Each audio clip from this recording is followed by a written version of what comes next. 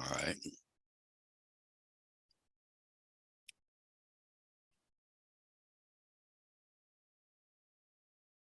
All right. We'll get there.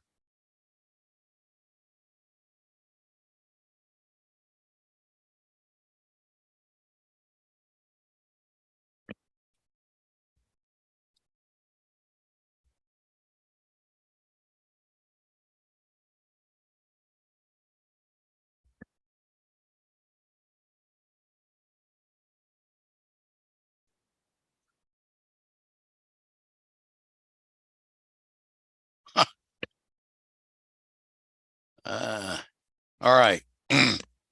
Sorry about all that. I should have had that up and going. So, brief introduction of Rocky and I. We're going to be making the presentation. I'm chair of the Arkansas Natural Sky Association, and that's your host here is ANSA. And something of an amateur astronomer over a long period of time, retired lawyer. Rocky is a retired engineer, and he's been into Skywatcher and an amateur astronomer since he was a child.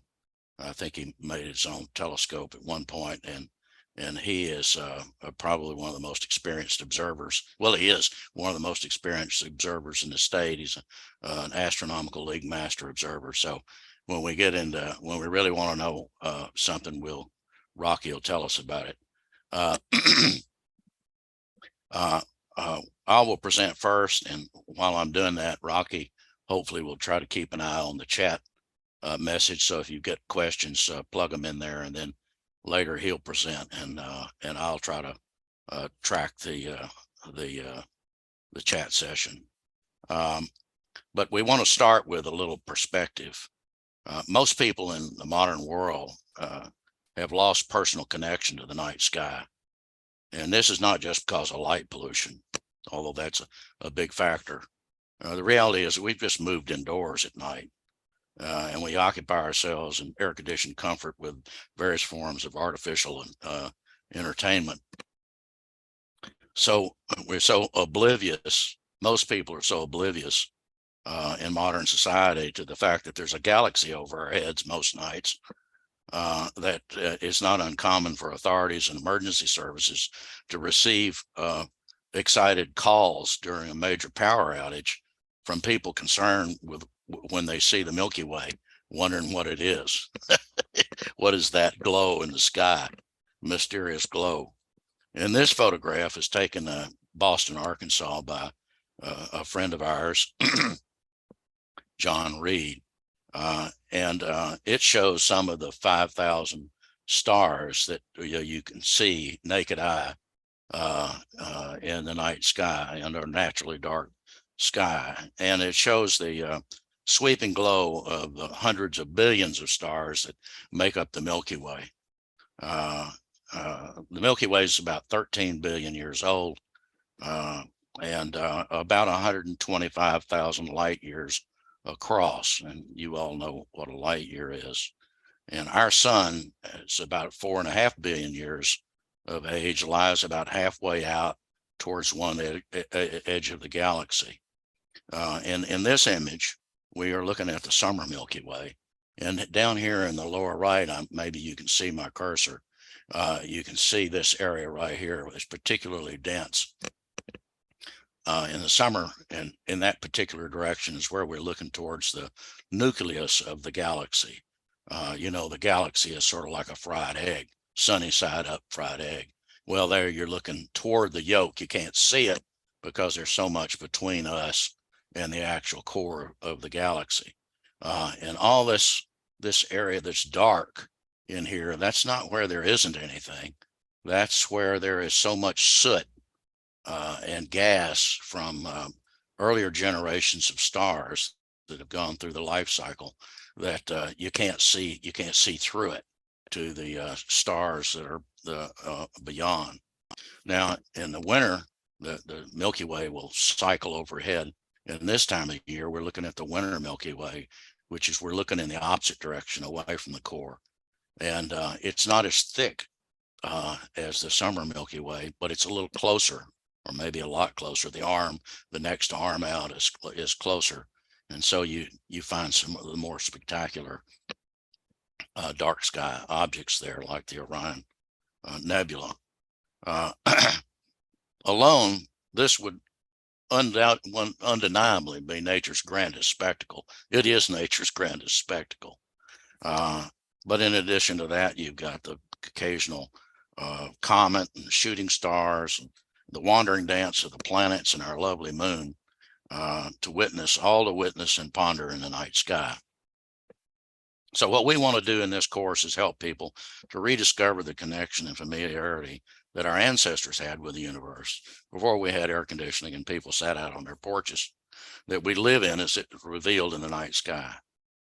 Now, our ancestors, speaking of our ancestors, though they had very little understanding of what they were seeing, it is clear that they were utterly fascinated and had a great interest in the night sky. And if I can make this progress, we've got petroglyphs like this, cave paintings, ancient stone observatories, pyramids on 2 continents that evidence that fascination. And the night sky was a familiar and practical element of our ancestors' world. It was clock, calendar, compass, and Netflix. I say Netflix, why? Because they hung their stories of their heroes and villains and gods on the patterns that they saw in the stars. The night sky was a illustration for their verbal storytelling and books. And the importance of the night sky is evident in science and religion. They tell us of the import. The heavens have always been understood to be an awesome, mysterious realm of divine power. Doubtless the untouchable, enigmatic nature of it was partly the reason for this universal conclusion. But it was also the fact that the sky was so evidently linked to the great forces that drove life here on Earth. The life-giving power of the sun and the link to the seasons that the sky motion predicted so much of importance to our ancestors' daily lives. It's thus not a surprise that astronomy is the oldest science and that the heavens are rooted in every religion. In fact, the very word heavens to describe the night sky reveals its religious, the religious connotation that's been given to it over time by every civilization that we know of. Psalm 19 sums it up. The heavens declare the glory of God. The skies proclaim the work of his hands. So humanity has had a long and unique connection to the night sky, one that we've lost. And in this regard, I note that anthropologists have long sought to identify a single human trait that distinguishes humanity from our ancestors, our nearest ancestors, that defined a point at which our distant ancestors became human. When did that happen? What characteristic is it that defines that defines humanity? Well, it was thought to be the use of tools, but that turned out not to be true.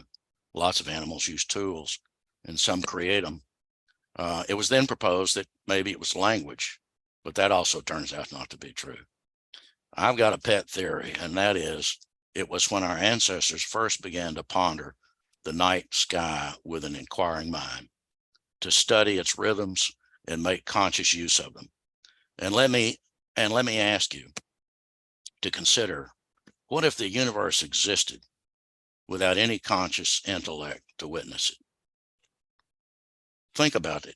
This vast, nearly infinite universe that our ancestors studied so hard and that we with our telescopes probe so deep were to exist with no consciousness in it to witness its existence. Our Earth and all that is on it, including ourselves, are a product of the birth and death of stars that we witness in the night sky and that came before our solar system was born. As such, when we gaze upon the night sky with inquiring minds, we are providing the universe with self-awareness.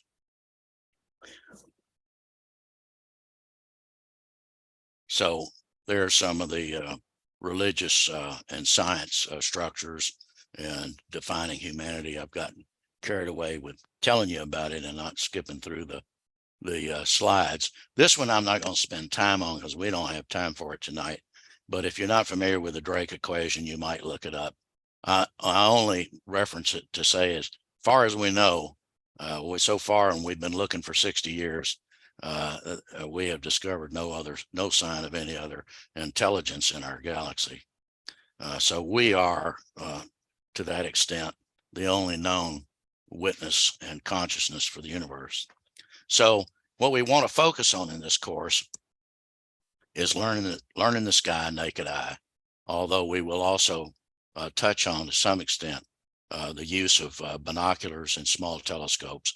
And in fact, at the end of tonight's program, we'll have a little overtime session for those people who might be interested in acquiring a pair of binoculars to learn about the characteristics and the use of them and selection of them. But on to the substance of subject at hand. So there's a few terms that we need to get down. Everybody knows what an horizon is, right? So that's not a problem, but the word zenith might be a little alien, and it's just wherever you are on the universe, I mean on the earth, the surface of the earth, what is straight over your head is the zenith. It is in the middle of your sky, between north and south and east and west. And the meridian is a line that runs through the zenith from south to north. And the reason we talk of it that way is because the earth rotates. And so the sky rotates from east to west. And anything that's at the meridian is as high as it's going to get that night. And that's the optimum time to observe anything. Is the higher it is, the closer to the meridian it is, the less atmosphere you have to look through. So that's the reason the meridian is significant. Now, where you are on Earth defines what part of the sky is visible to you. And let me just point out right now, we're not going to get tonight into too much into the motion of the sky. We'll do that on the third night. We really just want to talk about the anatomy of the sky tonight, but we got to touch on motion a little bit. And the reason for that is basically this. The sky is essentially, in context of human lifespan, basically unchanging, except for comets and planet motion and things like that. The stars themselves are, as a practical matter, fixed. But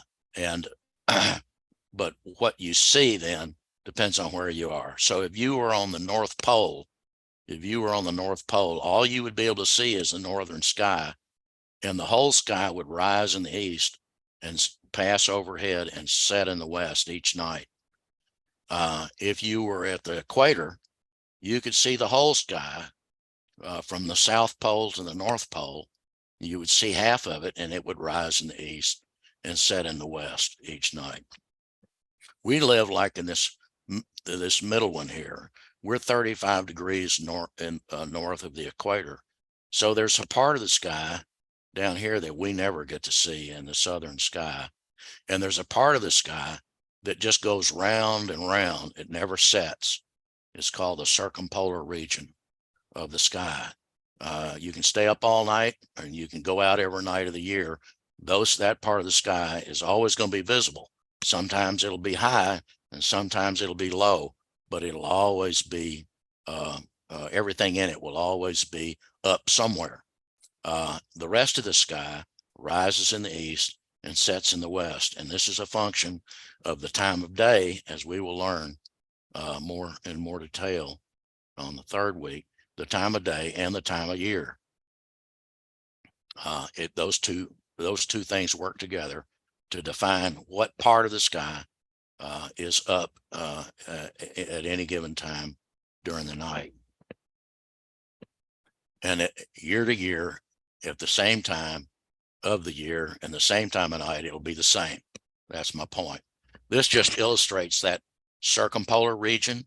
If you go out and you take a long time lapse image or a large series of short ones and stack them up, you get this. This is just where that northern, that's where Polaris is up there. In fact, that is Polaris, the North Star right there. And the Earth's axis goes through that. And so as the Earth turns during the night, it all rotates around, as this picture shows. And this illustrates the circumpolar region and the principal constellations that are in it: the Little Dipper, the Big Dipper, Draco, Cepheus, Cassiopeia, and Perseus. And the rotation is counterclockwise, with Polaris being in the middle. And our little graphic over here on the right, got this stuff in the way, at least on my screen, is a little guide to trying to get your perspective about how, when you start learning about where things are in terms of degrees from one another, or and such, and you get concerned with this, well, you can hold your hand up and make measurements of various distances. Believe it or not, your pinky finger will cover up the moon and the sun held at arm's length, because the sun and the moon, they look a lot bigger than this, but they only subtend a half a degree, and your little finger held at arm's length will cover a full degree. And then you've got the three fingers, the fist is 10 degrees. And by the way, since we're 35 degrees north of the equator, that means Polaris is 35 degrees above the northern horizon. And so you can put your fist out at arm's length with the bottom at the horizon, and then stack 3.5 fists up, and that should lead you to Polaris. Now, a little more simple geometry and complexity, and then things will get easier. The Earth is tilted on its axis relative to its orbit around the sun. So we see here, we got this orbit direction going here, and we have a circle called the ecliptic. Well, the ecliptic is a line that, if you drew a line through the Earth to the sun's right over here where this arrow is pointing. That's the ecliptic, and it's called the ecliptic because that's where eclipses happen. Things that pass through the ecliptic can generate an eclipse.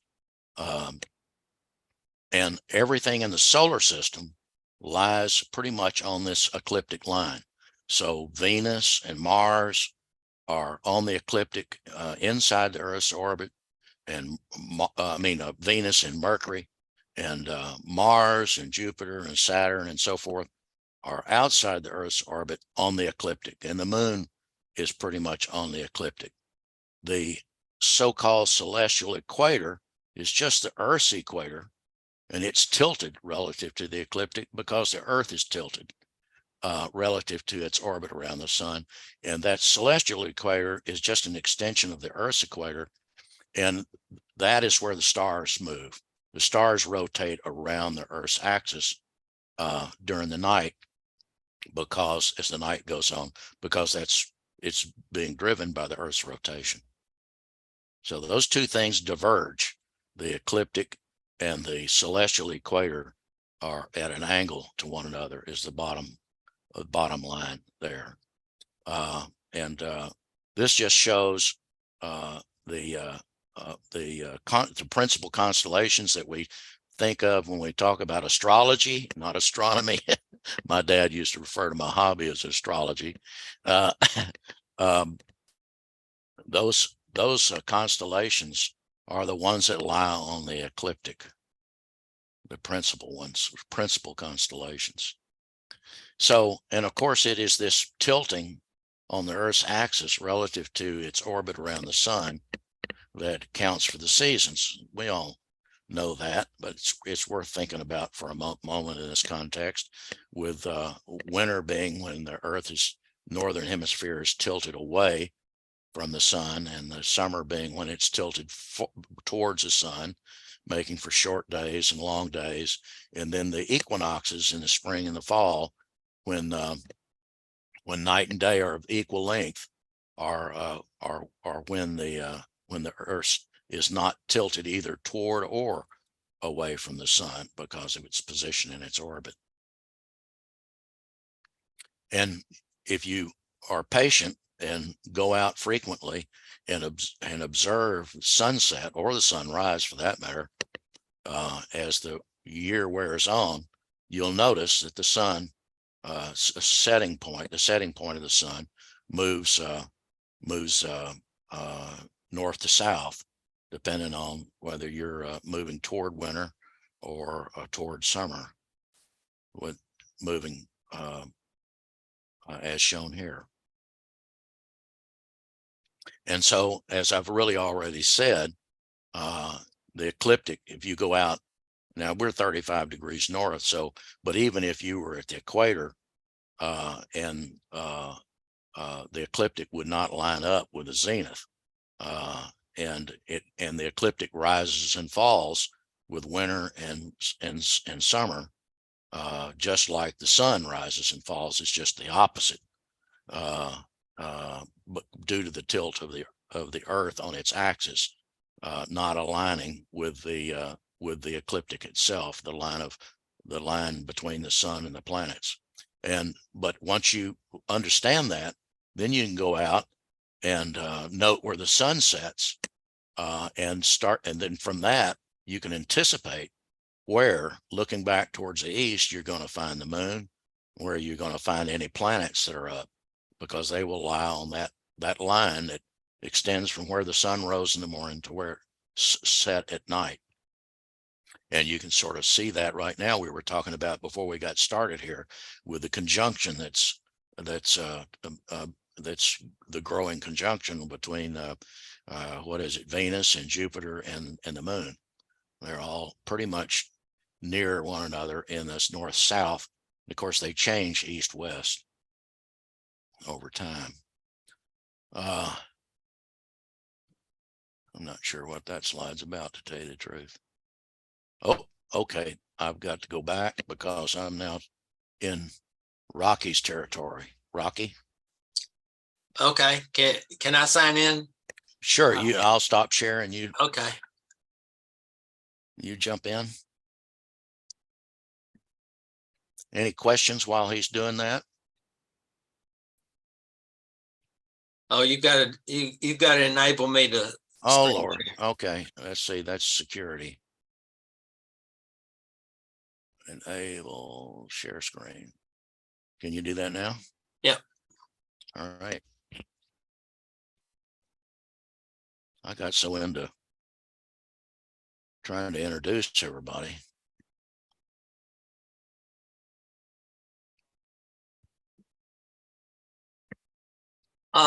Now I'm going to kind of get into the nuts and bolts of stargazing. And when you look up, all you can see is stars. And this is the stars that are up right now.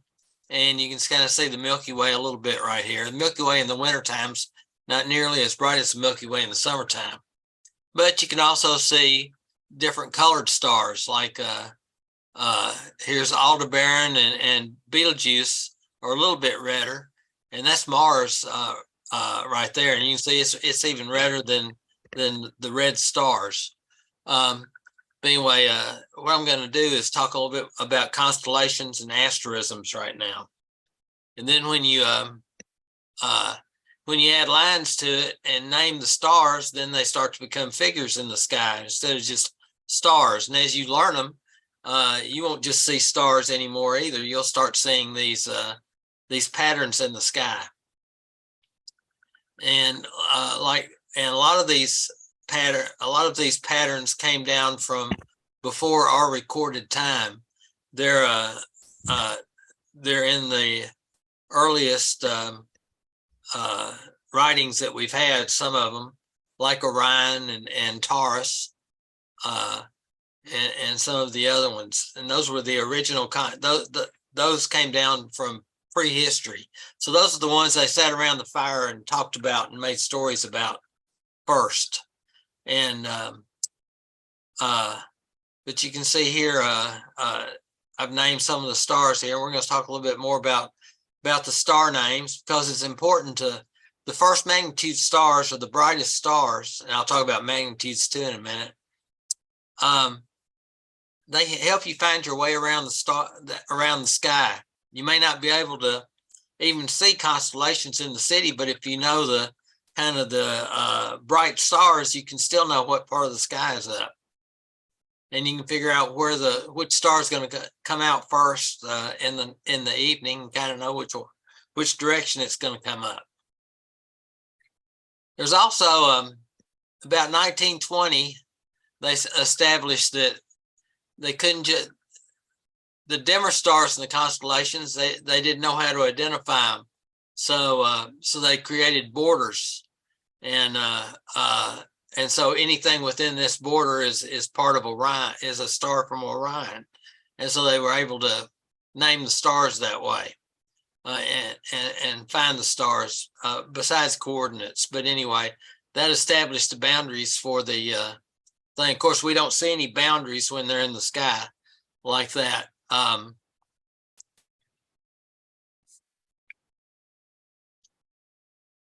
So we established the constellations, and besides constellations, there's asterisms.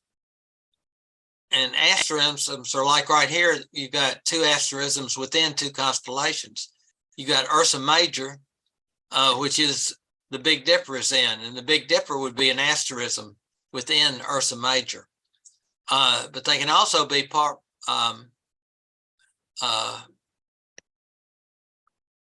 take in more than several constellations to help you remember. And we're going to talk about the winter hexagon now. So the winter hexagon is another kind of asterism that takes in like six constellations here. And you can go out and find these first magnitude stars and find the winter hexagon, and that helps you learn these 6 constellations, and also learn the star names while you're learning the constellations. The winter hexagon is the brightest area of the sky all year long. It's got more first magnitude stars than any other part of the sky, and it's got the some of the brightest. Sirius is the brightest star by far, by about a magnitude and a half, and Capella is about the 5th brightest star, and Rigel is about the 6th or 7th. I think Betelgeuse might be the 9th. Procyon is up there too. So a lot of these are really bright stars, and it helps to memorize those names and be able to identify them. So let's talk about magnitudes. I've talked a little bit about first magnitude stars. Magnitudes actually were developed, I think, by Ptolemy or back in Greek times, and they're still used today, kind of like they established them. So the dimmest stars that we can see are about magnitude 6, but you have to be in a dark area, to be a really dark area, dark skies, to be able to see that down that far.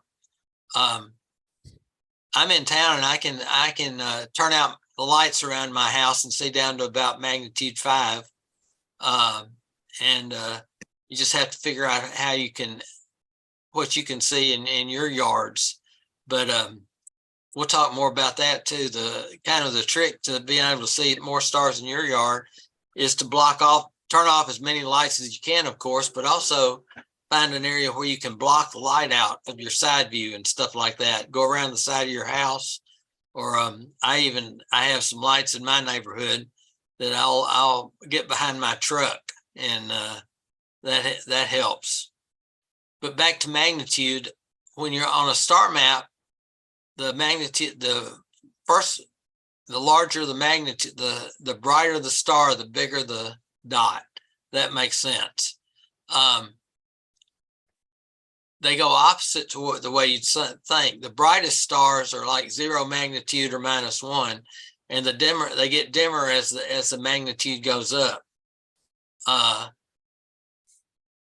Like magnitude, first magnitude, second magnitude, third magnitude, fourth magnitude, and we'll and you'll see on the star maps I show, most of them don't go down below the too much below the fourth magnitude in the learning the constellation star maps that we'll be using. Also, stars have different colors, and you can see them, especially with binoculars if you have a pair of binoculars, but you can see them naked eye too. You may have to look at them a little bit, but you've got blue stars that are the hottest stars, white on down to red, which are the coolest, like Antares and Scorpius, and and you can see the difference in the temperature here, 28,000 degrees down to about 2,000 degrees. So it's quite a bit of difference in the colors. It's just like if you look at a campfire, you'll have the bluish parts down near in the logs, and then it'll gradually get yellower and reddish the farther away you get, the cooler they get. So it works for that too. And this is a chart of the stars. And when I was first learning, I looked at this chart a lot because I wanted to learn these first magnitude stars. And every one of them's got its own story, something about it, either mythology or how far away it is, what color it is, just different things. But you can see all these that I've got in yellow are ones that are in the winter hexagon.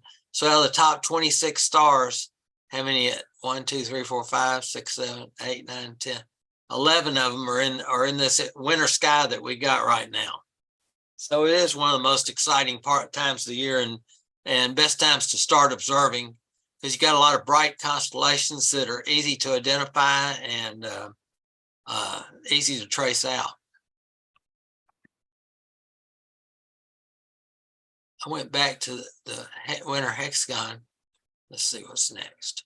Oh, and I'll have this in your notes tonight. I'm going to send out some notes after this that have a couple of these charts in it in case you don't have the Learning the Constellation book yet. And like these, start memorizing these names right here. Some of them take a little bit of effort to memorize. Some of them you've already heard of, like Orion, maybe Canis Major and Taurus. Gemini, I'm sure you've probably heard of Gemini. Betelgeuse, there was a movie made about Betelgeuse. Sirius, but anyway, you probably recognize some of them. Castor and Pollux, the twins. Yeah, the twins that were the navigators on the ship Argo, I think.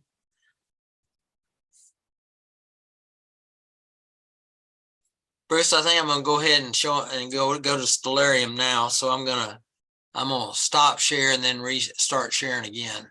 All right.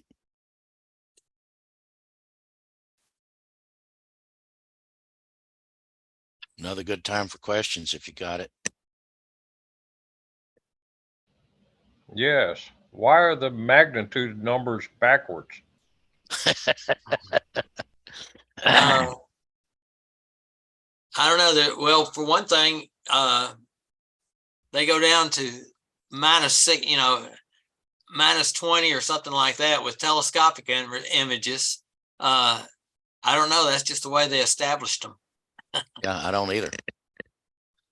Just they must have been a golfer, whoever came up with it. This is a Stellarium, and it's a free download, and it always comes up with the south. I'm gonna put the go back to this evening. Where am I now? What day is today? 23rd? Uh-huh.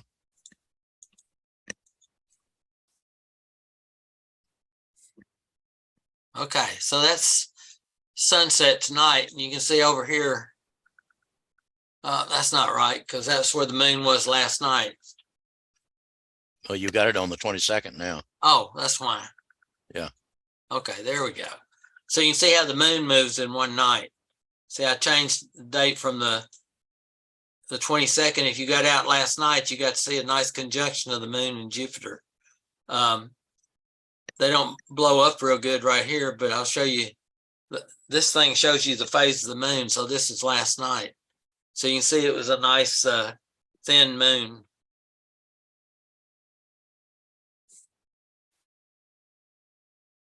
But it's not too hard. It's pretty easy to get started on it, but there's always more things you can learn. But I use it all the time.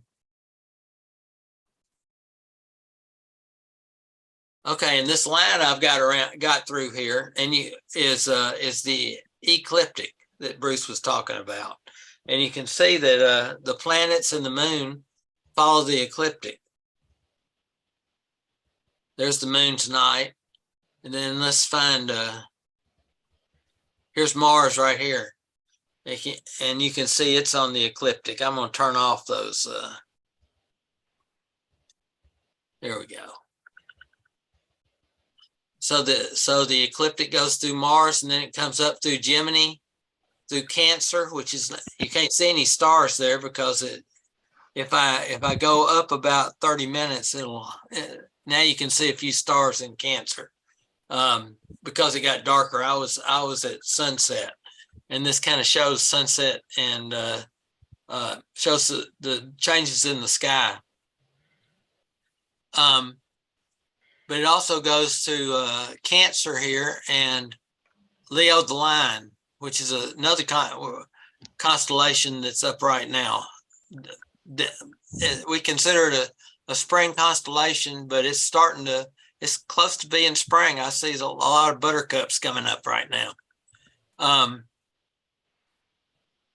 And let me jump in here. When we say it's a spring constellation, we're talking about in the evening. Right. It's spring in the evening, or winter constellation is up in the evening. If you stay up all night, you go forward in the seasons. By midnight, Leo will be overhead. By midnight, you can see most of the spring constellations. Yeah. Early in the morning, you can see most of the summer constellations. Right. The fall constellations are kind of out of the sky right now. Okay, what constellation are Jupiter, the moon, and Venus are all in a very dim constellation right now, Pisces, and it's pretty hard to trace out unless you've got dark skies and just make a real effort to do it. Other than that, you won't see very many stars in Pisces, and they don't connect up very good unless it's dark. And then they might make two nice strings. And then it comes up into it comes by Aries, which is got a nice little figure and pretty bright stars, pretty easy to see. Oops, somebody's got the mute. Yeah, somebody ain't got their mute on. And Taurus the bull is next near Aldebaran, and that's where Mars is right now. And then it comes through Gemini, and like I said, it's Cancer and Leo. The winter hexagon, though, you can trace it right here from Sirius to Rigel to Aldebaran up to Capella, over to the twins, Castor and Pollux, Procyon, back down to Sirius, and you have your hexagon. And there's some, let me check my notes here. There's some objects to see, and if you've got a pair of binoculars, well, even without binoculars, the Pleiades is something to see naked eye. And it's a lot even better in binoculars. It breaks down into a lot of stars. But the Pleiades is the Seven Sisters, if y'all remember hearing about the Seven Sisters. And and it's and another asterism that's naked eye in Taurus is the Hyades, which is part of Aldebaran, is part of the Hyades. It's actually not part of the Hyades, but all the stars around it are a cluster. There's in dark skies you can actually make out a fuzzy spot, but here in Orion you've got it's pretty nice through binoculars and through a little bitty telescope like a library telescope. It's pretty spectacular. That's the M42. You got the belt of Orion. You got his top left shoulder is that's his right shoulder. It's Betelgeuse. He's got a little bitty head, and top left shoulder is Bellatrix, a belt, and then the Orion Nebula is in his sword. Then you've got another bright star, Rigel, and another bright star, Saiph, make up his feet. The bottom of his skirt is the way I see it. Okay, well that's a good way. I had never thought of it that way. Yeah. This star over here you'd think would be in Orion, but it's not. It's Eridanus. It's a star in Eridanus, and Eridanus is a real long constellation that is pretty much goes to the south from here, but you can trace it out most of the way. Below is a cute little constellation is Lepus the Hare, below Orion. In the top right of the hexagon is Auriga. He's either a goat herder or a charioteer. He's got 3 goats right here. These are his goats, this little triangle of stars. Capella is a bright yellow star, but it makes a nice hexagon. Elnath, which is, I think, the 26th brightest star, is shared by Taurus. It's one of Taurus's horns, but it's also part of the shape that makes Auriga. So it's actually shared by 2 stars. The Taurus is pictured as a bull. Zoom back out there where they can see that. And then I wanted to. Oh yeah, say Taurus. There you go. There's his head. His head and he's charging Orion. Okay, yeah. Bruce. And he's got his horn sticking out here. Yeah. There's his horns. Yeah, going out. What I wanted to say is that stars basically fall into one of 2 things in our galaxy, and that is either in open clusters or in globular clusters. Well, I say that open clusters ultimately just sort of fall apart, and you can have a star like our sun that's just sort of out there by itself after because it's 4.5 billion years old. But they're born in clusters, open clusters in our galaxy, and in groups of stars, in other words, and they don't last terribly long. A few 100 million years, and they start to fall apart. The stars spread apart, and they cease to be a cluster. But they're born in open clusters, and the Hyades here, that's part of Taurus, that he talked about, is the nearest open cluster to us. And I mentioned earlier that when we're looking in the winter Milky Way, we're looking out of the galaxy, away from the core, but that part of the galaxy is actually closer to us. And so we see that we have this cluster, which is the closest one, and then the Pleiades over here is the second closest one to us,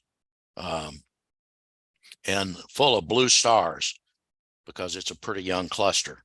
Yeah, and through binoculars you can see the colors pretty good. Yeah, large stars don't live very long, and really large blue stars have short lives. So if you see a lot of blue stars in a cluster, it's a young cluster. Something I just noticed, and I had to set up Stellarium to do it. Is here's the comet that they've been talking about lately. It's all the way down next to Orion now. So you can program this Stellarium to show you comets too. Okay. And then Castor and Pollux or Gemini, the twins. And there's a nice open cluster in here too, M35. think it's that. There it is. Well, the best way is to find it because it's hard to find it clicking on it sometimes. Is that not it up there at the top? I don't know. Yeah, right there. And I find it by coming down this this leg right here. So now you're starting to talk about star hopping already. Yeah. And then Procyon and it's just 2 stars, but one of them's real bright, like the 8th or 9th brightest star. And then you got Sirius and Canis Major, which is nice constellation. The dog, a dog, of course. It's easy to trace out and got a lot of bright stars and a nice binocular object right around in here, M41. So the dog star is Ceres, the dog star. That's even in ancient times, the earliest records we know of refer to Ceres as the dog star, and its rising in the east was viewed as the onset of summer, as I recall, or something like that. Well, it was the onset of the rainy season in Egypt. Yeah. Okay, you're right. Yeah, when you and I've done that. I don't sleep good a lot of times and wake up, and I've watched for Sirius in August to see it for the first time. Okay, let me go back to the other.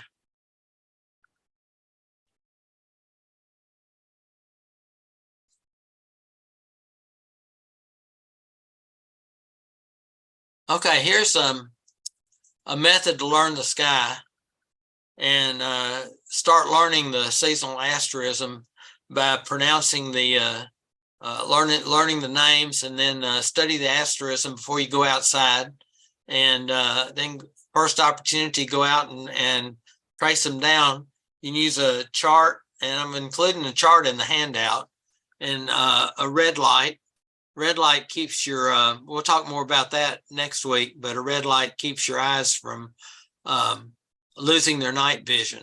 You can see more stars the longer you're out there at night. And then repeat until you master it. And I'm gonna skip that next one. And here's kind of some activities for next week. Watch the movement of, and like Bruce said, it may not be clear until Monday night, but it might be. Watch the movement of Venus and Jupiter as they approach each other, and watch the moon move up the sky and move up the ecliptic.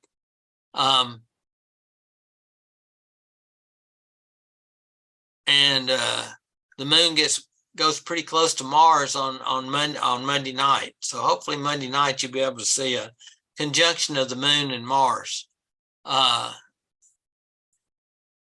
Yeah, we already talked about that. Find Orion in the south,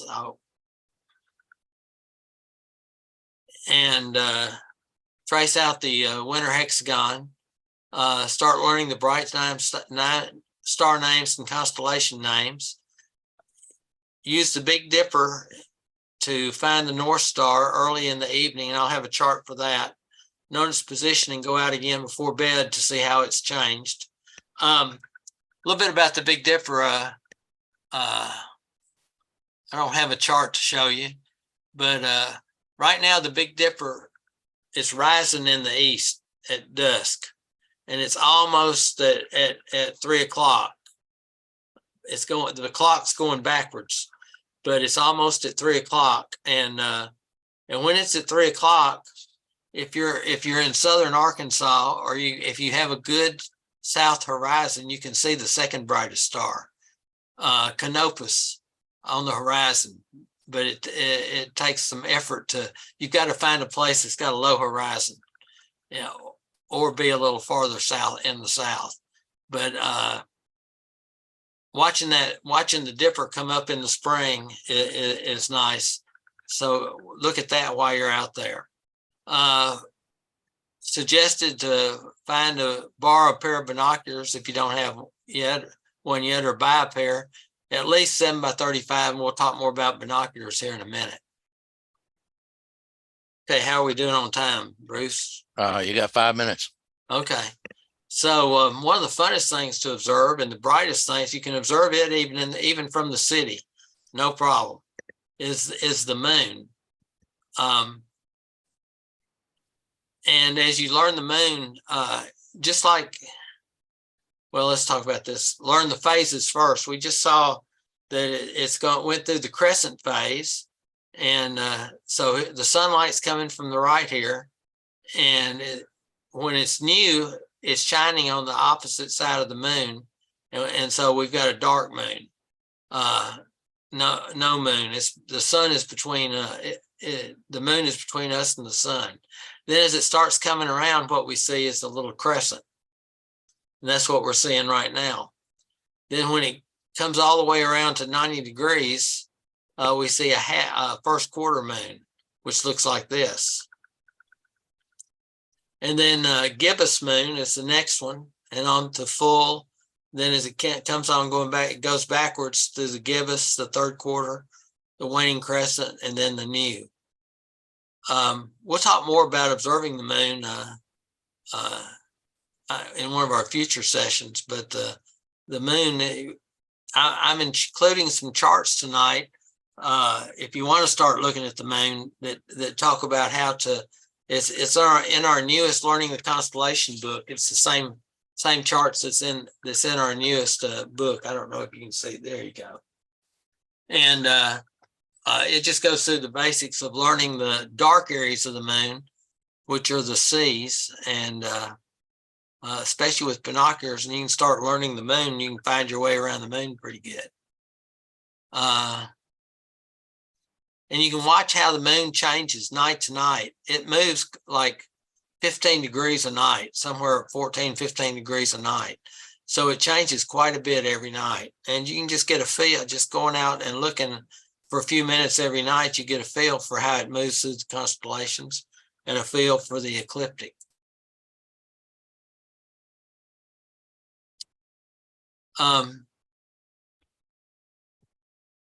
Once you see the lady in the moon, you can't unsee her. But the lady in the moon is like a lady on I happen to have a silver dollar here. I always think of her as she's in profile. Okay, there you go. You can see my silver dollar. So the lady kind of looks like the lady on the silver dollar, only backwards. And here's her hair. And here's her bun on top of her head. Here's an eye, the nose, the mouth, the chin. And she's even got a brooch down here because Tycho is a very bright crater. So anyway, that's the lady. And once you see her, you'll see her every time you see a picture of the moon.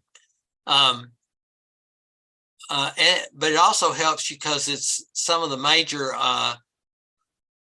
seas or mares on the moon, the dark areas of the moon, are what make her up. And you can start learning those mares.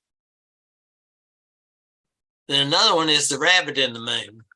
And so here's the rabbit's legs, here's his tail, and his back, and his ears come back over like this. And here's the eye and the two front legs. So you got to have a little imagination. But both those have always been better to me than the man in the moon they talk about. Something else that I'll send out is just a PDF with the with something to observe. Write down your observations, and it kind of helps to write them down and then go back and review them later on. So Bruce, is that my 5 minutes? That's your 5 minutes, Rocky. Okie dokie. Actually, you had about 40 seconds left. Oh, okay. So, anybody got questions before we go into overtime? I haven't seen any on the chat session. Unmute if you do. Let's take a minute. The book, Learning the Constellations, where do you get that? You can get that off our website and our store. Okay. You just go to darkskyarkansas.org, and there's a big yellow button on the front on the first page that refers to the join, donate, store, and go in there and you can order the book. Okay. I'll do it. Thank you. Absolutely.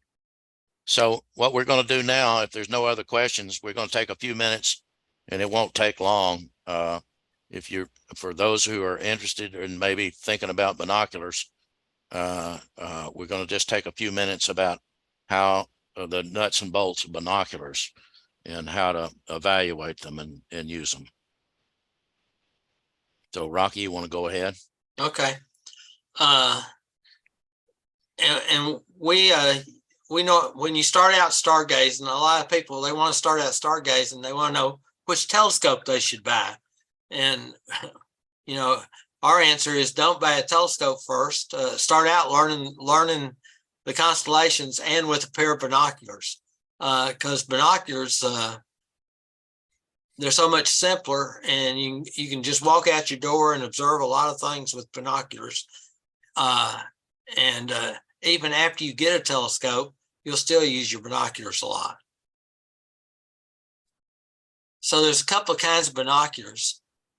There's a poral prism, which is the old-fashioned kind, and then there's the newer roof prisms. And for astronomy, the poral prisms are the best for several reasons.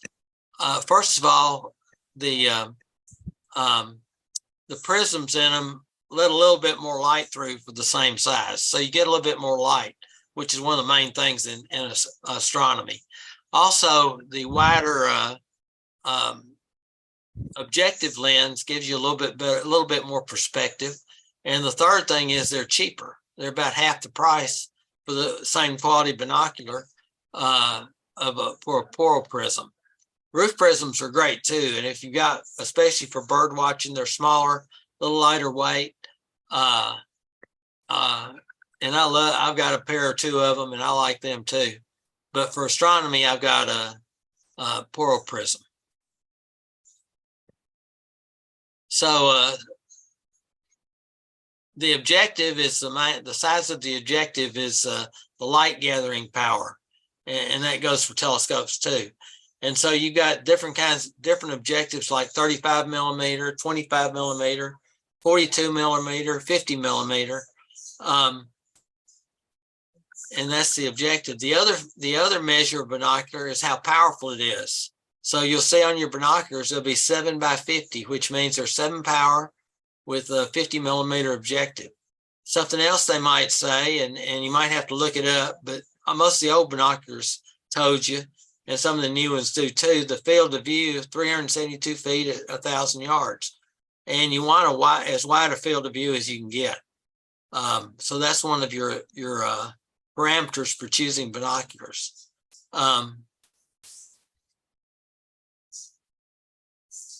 Let's see, I think I've already talked about all this.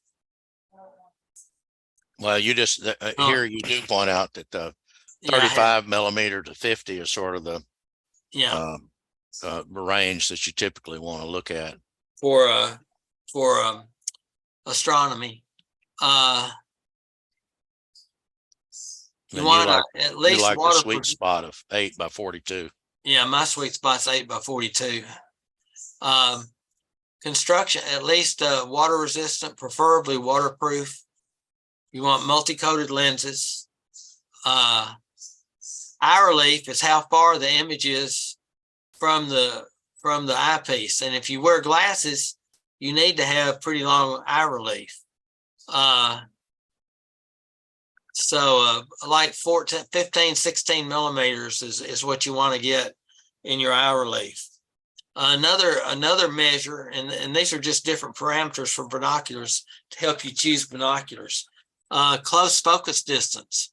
So if you're going to go birding or butterflying, you want something with close focal distance. And most of the time, the roof prism beats the poral prism for that. But close focal distance doesn't help you any in astronomy. So some good astronomy binoculars are 7 by 35, 8 by 42, 7 by 50, 10 by 50. And I've got these three underlined.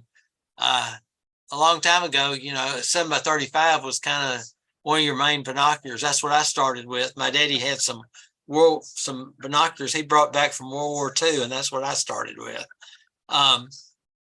More than if you get them more than 10 power, like go 15 by 70 or 25 by 100, they're going to require a tripod, and even 10 power can get a little shaky. You'll want to might want to put them on a I use a monopod, but you can hand hold 10 by 50. Avoid the small, cheap binoculars. They have a narrow field of view most of the time. Wider field of view is better. Avoid variable binoculars and pre-focus binoculars. So variable binoculars might go from 7 power to 12 power or something like that. And they're normally pre-focus also, and you don't get as good of views out of those.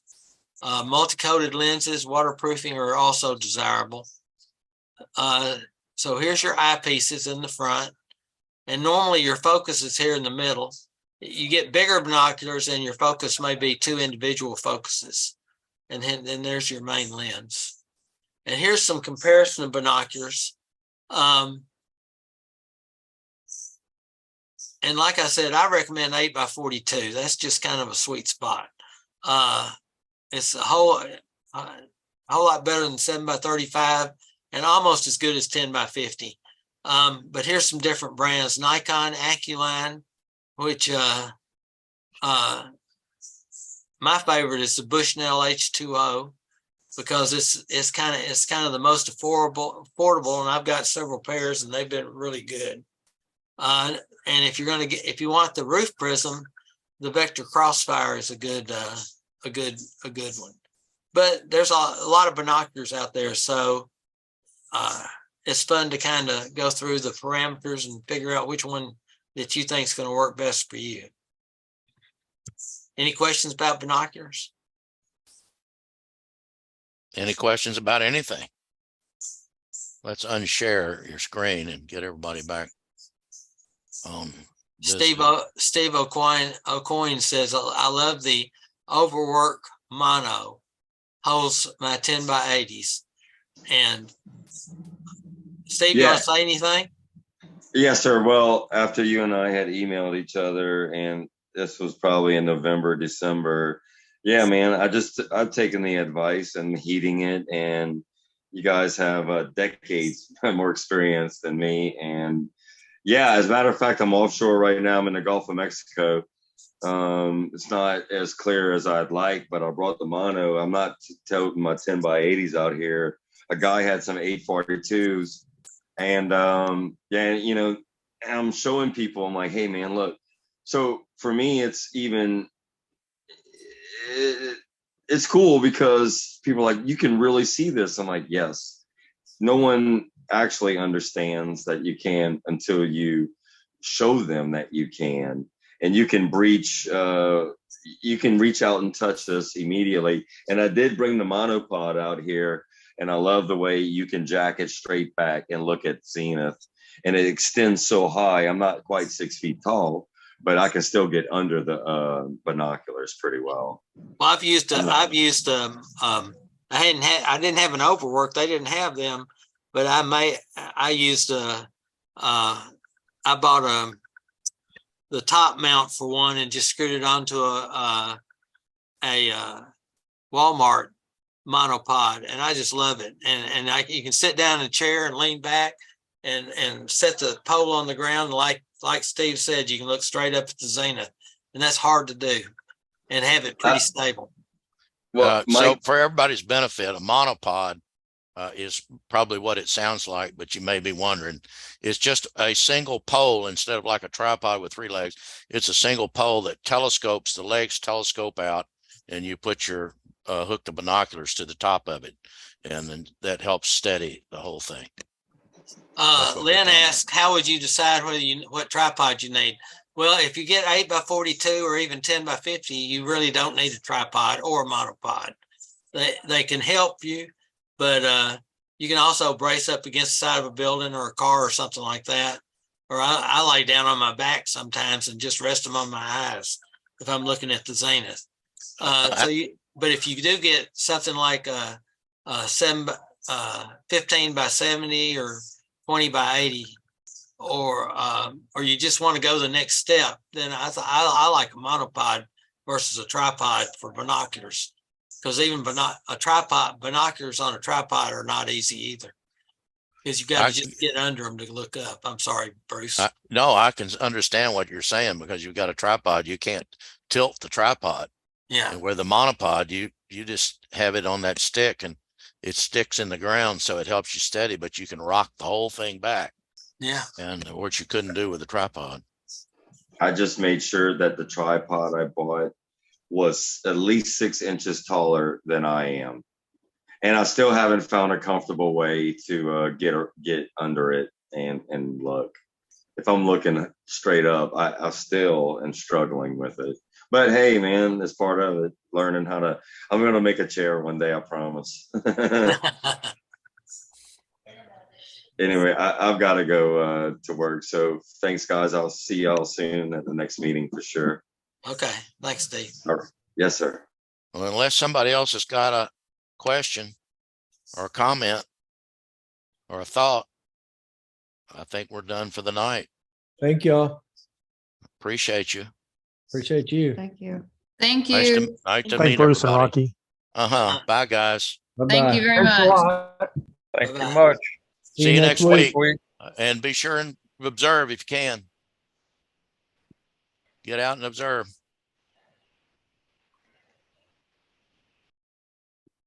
Hey, Chris, stick around a minute. Oh, he's gone. No, he's not.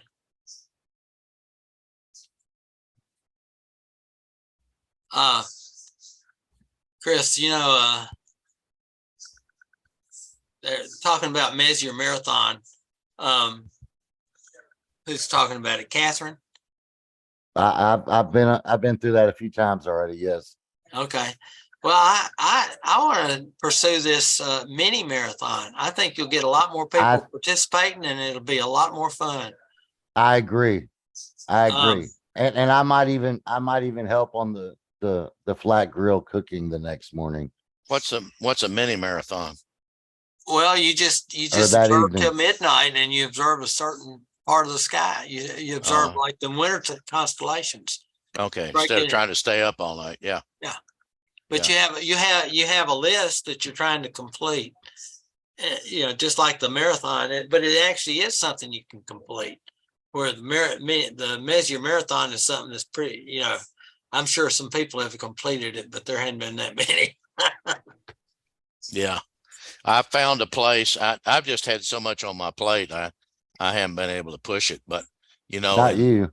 yeah. And going around in these dark sky spots and trying to develop our dark sky locations, Rocky, that you run the map for. I have been visiting some places, and there's a place just outside Leslie in Searcy County that's up on a hilltop, and the guy is he's building a shower house with Wow. a kitchenette, and it's got dark skies, and you can camp there for a little bit of money. And I've thought, man, that'd be a great place to have a marathon. Yeah. Right. But I just don't know that we can get it organized between now and then. It's maybe next year. But what I was thinking is this next meeting is on the 11th, and I'm gonna be out of town. But you could have the mini marathon that night. Oh yeah. You wouldn't have to wait till the 18th. Yeah. And you could do it. You could go have your meeting at 6 o'clock. Yeah. And then be out there in time in plenty of time to for people to, if they want to do the mini marathon. And I hadn't done it yet, but I can put together your list from the old list and looking at Stellarium pretty quick, and have you a list and rules for the mini marathon. Yeah. And see what you think. Well, of course, you could do a mini marathon on the 18th too, right? I mean, you could. Yeah. So you could have a rain date if it's, you could do it on the club meeting. If it's rainy, you would just schedule it for the following weekend. Right. I think the next weekend's better for the whole marathon. I don't remember the moon phases. I might be speaking out of turn here. Well, I've done some, I think that is the weekend that I had down for the marathon, but because of that, but I've done the marathon a couple of times and I've always made it a mini marathon. I've never tried to stay up all night. Aren't we meeting for a star party? When is it? I thought it was in March. Well, we do have a March star party. Yeah, at Woolly Hollow. Yeah, Woolly Hollow. Okay. Let me just jump real quick and see. Hold on. I'll tell you. I reached out, or I have reached out and left a message or two with Daryl Yeah. about it. I haven't heard back. Catherine, of course, has called me a few times, which she's going to be out of pocket, I think, around all these time frames. Yeah, she's got her new leg coming. Yeah, she's getting fitted. So she was distraught that she wouldn't be there, and I said that we would make sure that we would make it without her, and that we would make sure there were capable people to take her place. So okay, it is the 18th is the Woolly Hollow. So I Okay. don't know when I had the damn marathon down for, because maybe it was, well, I don't think it was the 11th. So I don't know. So what'd you say? March 8th? Yeah. Is 8th. Woolly Hollow? No, 18th. 18th. Oh, okay. The new So moon is on the 20th. Okay. So the moon doesn't rise till about midnight on the 11th. So Yeah. anyway, I'll put That's- together something for you. And you Yeah, can- let's do that, because the Woolly Hollow is going to prevent a Messier event this year. A full But Messier. if it's a pretty night, maybe a few people, maybe some people would participate in that. Yeah. That would be nice. Yeah. I'd Get be some happy to people go out. up there. I guess this means I have to turn off my guider, right? You have to turn off what? My guider. My auto Oh, guide. Yeah. I'm following you now. Yeah, can't do that. Yeah. All right, guys. Good job, Rocky. Oh, thanks. Good You to see you, too. Chris. Hey, Chris, you were calling me earlier today. Was it about the Zoom invite? Yeah, that all it was is I had not received it. And then of course, Yeah. bam, there it was. All right. Well, I was I- about I- to forget it. I blame myself that I just didn't look there, Bruce. No, So. it wasn't. It was not there. I was about to forget it. A couple of guys wrote me, and I said, "Oh shit." You're All still right. being recorded. It's Oh. okay. Yeah, I need to turn that off. Don't I? Take care. Bye, y'all. Bye.